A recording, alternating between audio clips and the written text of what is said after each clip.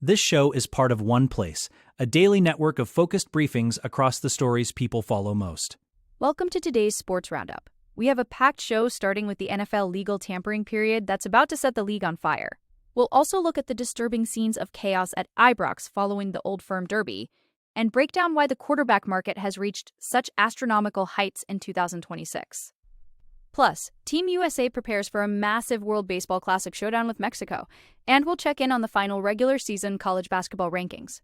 We're also tracking the massive scores in the WBC, the newly expanded 18-team Big Ten bracket, Michigan's dominant rivalry win over Michigan State, Ryan Blaney's victory in Phoenix, and some major trade rumors swirling around the Philadelphia Eagles.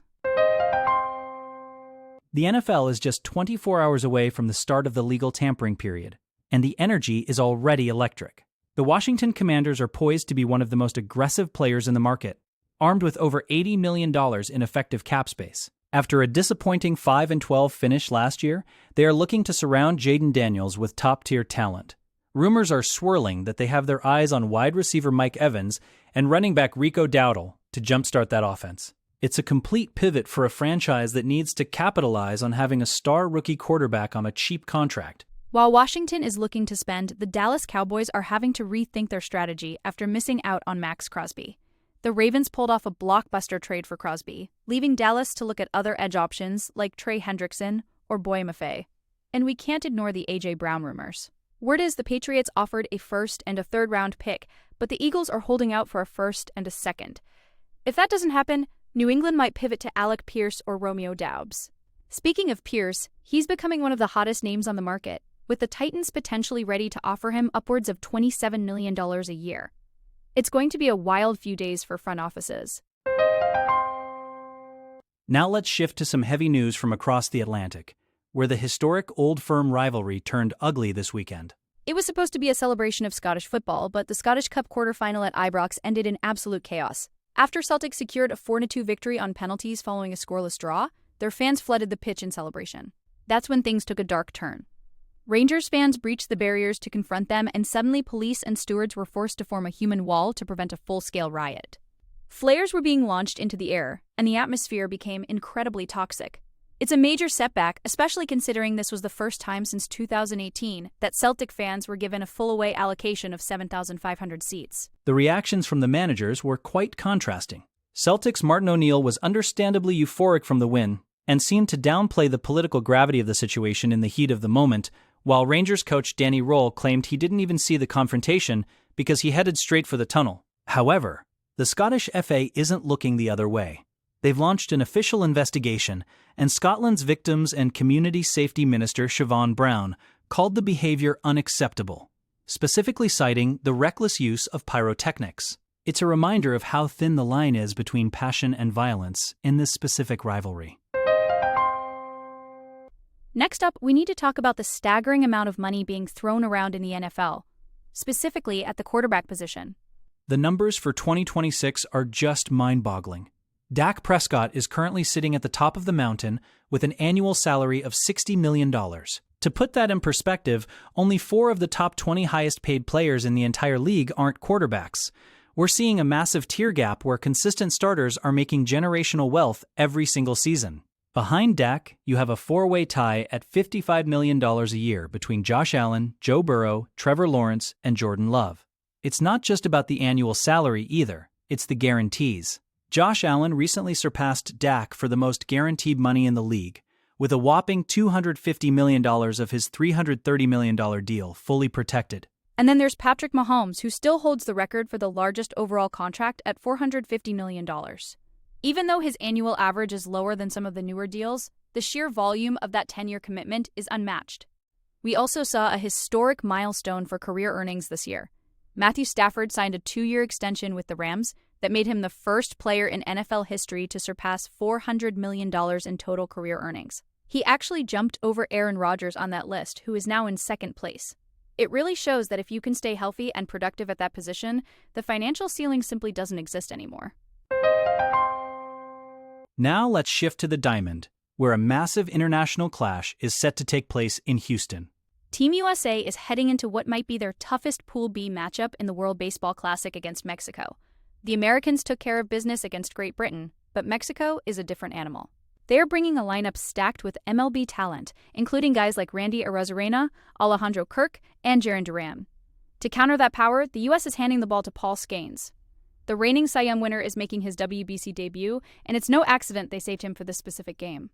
The energy at Dakin Park is expected to be through the roof. And for the U.S., this is the game that really proves if they are the favorites to repeat. If you're looking to catch this one, it's an 8 p.m. Eastern start on Fox. For the cord cutters, Fubo has the live stream, and SiriusXM will have it on Channel 89. It's a high-stakes environment for Skenes, who is basically the face of American pitching right now. Mexico's offense took a minute to wake up in their opener, but they have the potential to spoil the night for the Pirates' ace. This isn't just a pool play game, it's a statement game for both nations. The winner likely cruises to the top of the group, while the loser has to deal with the pressure of a potential tiebreaker scenario later in the week. Next up, we turn our attention to the hardwood, as the college basketball regular season comes to a dramatic close. The final regular season rankings are out, and the Florida Gators are the biggest story. After a shaky 5-4 start to the season, they've gone on an absolute tear, winning 11 straight and clinching the SEC regular season title. They are now ranked in the top 10 for both offense and defense, scoring over 84 points in each of their last 5 games. Meanwhile, at the very top, Duke has reclaimed the number 1 spot. Their defense is ranked first in the nation, and they just finished a dominant 1-7-1 run through the ACC. Their only loss was a buzzer beater at North Carolina, which they avenged this past weekend with a 15-point win over the Tar Heels. It's also worth noting the teams that are sliding. Purdue has struggled lately, losing 3 of their last 4, including a tough senior night loss to Wisconsin. And then there's the curious case of Miami of Ohio. They are 3-1 and 0, which is incredible, but because their strength of schedule is ranked 276, they aren't even in the top 25. On the other hand, Virginia has cracked the top 10, proving they are the clear second-best team in the ACC behind Duke. With Selection Sunday right around the corner, these rankings are going to weigh heavily on the committee, especially with UConn losing to Marquette and potentially falling off the 1-seed line. Now let's shift back to the World Baseball Classic to recap a wild Sunday of high-scoring action. Sunday was a day of absolute offensive explosions. Mexico sent a loud message to Team USA by crushing Brazil 1-6-2-0. They hit 4 home runs in that game, including a 3-run blast by Alejandro Kirk and a game-ending 2-run shot by Julian Ornelas. Because they were up by 15 after 5 innings, the run rule was triggered. Not to be outdone, the Dominican Republic showed why they are the favorites by dismantling the Netherlands 1-2-2-1. Juan Soto finished that one off with a walk-off 2-run homer in the 7th. When that Dominican lineup gets going, with guys like Vladimir Guerrero Jr. and Junior Caminero driving in runs, they look nearly impossible to beat. We also saw some great individual stories. Stuart Fairchild has become a legitimate WBC star for Chinese Taipei, hitting a go-ahead home run to beat Korea in extra innings. Italy also moved to 2-0 after a win over Great Britain, sparked by back-to-back homers from Andrew Fisher and JJ D'Orazio. Apparently, the Italians have an espresso machine in the dugout that they fire up after home runs, which is just fantastic. On the other side of the bracket, Japan had a tougher time than expected against Australia. Shohei Ohtani actually went hitless, which is a rarity, but Masataka Yoshida saved the day with a go-ahead 2-run homer in the 8th. The tournament is really starting to heat up as we move toward the elimination rounds. Next up, we're looking at the Big Ten, which is about to host its largest basketball tournament in history. This is going to be a marathon. For the first time, we have 18 teams competing for the Big Ten title at the United Center in Chicago. Because the field is so large, the top 4 seeds, Michigan, Nebraska, Michigan State, and Illinois, actually get a 3-day triple bye. The action kicks off Tuesday with Oregon taking on Maryland and Northwestern facing Penn State. It's a grueling schedule that runs all the way through Selection Sunday. Having 18 teams means the early rounds are going to be packed with programs fighting just to keep their season alive, while the heavy hitters wait until Friday to even step on the floor. It's a new format that really rewards regular season excellence. The bracket is set up for some potentially massive matchups. If the seeds hold, we could see a Michigan-Illinois semifinal that would be a rematch of one of the best games of the season. Peacock will handle the early round coverage, while the Big Ten Network and CBS take over for the quarterfinals through the championship game. For teams like Iowa, Indiana, and Ohio State, who are sitting in that middle seed range, this tournament is their last chance to impress the selection committee. With the extra teams, there's more opportunity for a Cinderella run from the bottom of the bracket. But the path to 5 wins in 5 days is incredibly steep. Now let's shift to the fallout from a massive rivalry game that might signal a changing of the guard in Michigan. Michigan's 900 to 800 win over Michigan State on Sunday felt like a definitive statement from Dusty May. For the first time since 2014, the Wolverines have swept the regular season series against Tom Izzo and the Spartans. Yaxel Lendeborg was the star of the show, putting up 27 points and hitting 5 of 6 from three-point range. This was huge because Michigan is playing without their best perimeter shooter, LJ. Casson, who's out with a torn ACL. Lendeborg's ability to stretch the floor and dominate the paint is exactly why he's the presumptive Big Ten Player of the Year. Michigan is now 2-8 and looks every bit like a national title contender. The game was also incredibly physical and, frankly, a bit dirty at times. Jeremy Fears Jr. from Michigan State was assessed a technical foul for a kick toward the groin of Elliot Cadeau, the second time he's been involved in a controversy like that this season.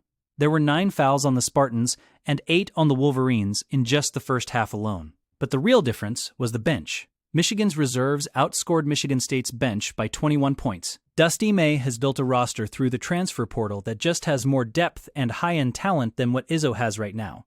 It really feels like the momentum in that state has shifted toward Ann Arbor. Next up, we head to the racetrack, where a historic winning streak finally came to an end in the desert. Tyler Reddick was chasing history at Phoenix Raceway, looking for his 4th consecutive win to start the NASCAR Cup Series season. But as we saw on Sunday, winning 4 in a row is a monumental task. Reddick and his 23XI Racing Toyota finished 8th in the Straight Talk Wireless 500. He just didn't have the fastest car this time around, and his team opted for a 2-tire strategy on the final pit stop to maintain track position, which probably prevented him from falling further back. Despite the streak ending, Reddick still leads the Cup Series standings, and he was quick to point out that even on an off day, finishing in the top 10 is exactly what championship teams do. The big winner of the day was Ryan Blaney, who finally snapped Reddick's streak and moved into second place in the standings. Christopher Bell was actually the most dominant driver for much of the day, leading 176 laps, but he ended up finishing 4th. It was a tough day for Joey Logano, who had the pole but crashed out after 253 laps. For the 23XI team, it was still a productive outing, with Bubba Wallace finishing 6th and Reddick 8th. They are proving that the Daytona 500 win wasn't a fluke, and that they have the consistency to compete with the giants like Penske and Joe Gibbs Racing all season long. Finally, we wrap things up with some major movement and rumors coming out of the Philadelphia Eagles front office. The Eagles made a massive move by signing defensive tackle Jordan Davis to a record-breaking extension for a nose tackle. But that move has immediate ripple effects. Now, there are reports that the team is receiving trade calls for Jalen Carter. Carter is extension eligible this offseason, and if the Eagles keep him, they could be looking at paying over $50 million a year just for their 2 interior defensive linemen. Trading Carter would bring in a haul of premium draft picks, but it's a tough pill to swallow considering he's been a Pro Bowler in each of his first 2 seasons. It's a classic salary cap dilemma for Howie Roseman. Do you keep the star talent or balance the books? On a more positive note for Eagles fans, there's significant progress being made on a new deal for edge rusher Jalen Phillips. He was a force after coming over from Miami, putting up 41 pressures in just 8 games with Philly. Keeping him is a priority, especially since the team only has about $7 million in effective cap space right now. If they can't make the numbers work with Phillips, they might pivot to a trade for Minnesota's Jonathan Greenard, who is reportedly available for a day 2 pick. The Eagles are clearly trying to keep that defensive front elite, but the financial gymnastics required to keep all these stars under one roof is becoming a full-time job for that front office. That's all for today's roundup. It's a massive week for sports with free agency and conference tournaments, so make sure to stay tuned. We'll be back tomorrow with all the latest updates. Thanks for listening.